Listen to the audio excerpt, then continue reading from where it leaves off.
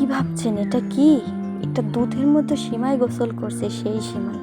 এই যে কি মজা, তা আপনারা কিন্তু একবার না খেলেই বুঝবেন না। এটা বিশাল বিশাল মজা। আসসালামু আলাইকুম, আমার গ্রাম বাংলা রাঁধুনিতে আপনাদের সবাইকে স্বাগতম। তাহলে চলুন কথা না বাড়িয়ে আমরা সিমাই রান্নায় চলে যাই। এখানে আমি 1 প্যাকেট লাচ্ছা সিমাই নিয়ে নিয়েছি এবং 1 প্যাকেট ডানো গুঁড়া দুধ নিয়ে নিয়েছি।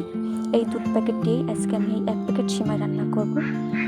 এখানে আমি পানি গরম দিয়েছি। দেখুন পানি হালকা গরম হলে আমি এখানে গুঁড়া দুধটা পরিপূর্ণ দিয়ে দিচ্ছি।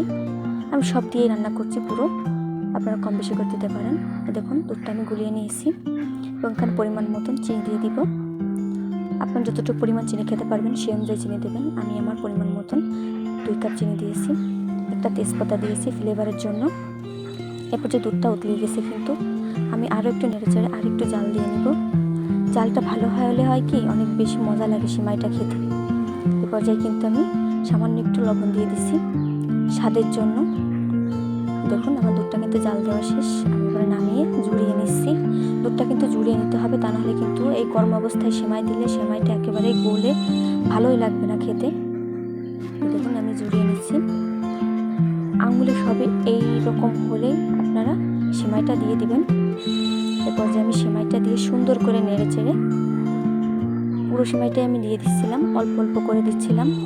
দিয়ে পর্যায়ে দেখুন রেস্টে রাখার পর কত সুন্দর হয়েছে পুরো দুধে ডোবা সেমাই। এত বেশি মজা, তা আপনারা একবার না খেলে কিন্তু বুঝতে পারবেন না।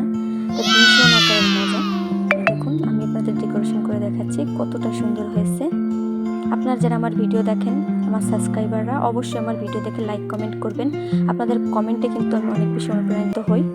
অবশ্যই পরবর্তী আপনারা কী রান্না চান অবশ্যই এটা কমেন্টে বলে যাবেন। আর যারা আমার নতুন ভিডিও দেখেন তারা অবশ্যই আমার ভিডিও দেখে সাবস্ক্রাইব করবেন চ্যানেলটি। আসসালামু আলাইকুম, ভালো থাকবেন।